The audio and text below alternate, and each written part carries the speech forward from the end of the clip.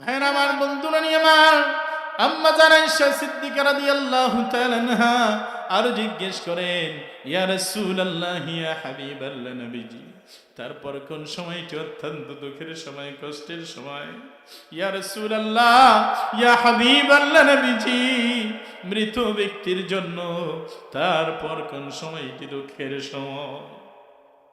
আমার রাসূল বললেন, মৃত ব্যক্তির জন্য ওই সময়টি অত্যন্ত দুঃখের সময়, ওই সময় তো অত্যন্ত কষ্টের সময়, যখন মৃত ব্যক্তিকে ঘর থেকে বের করে গোসলখানায় নেওয়া হয়।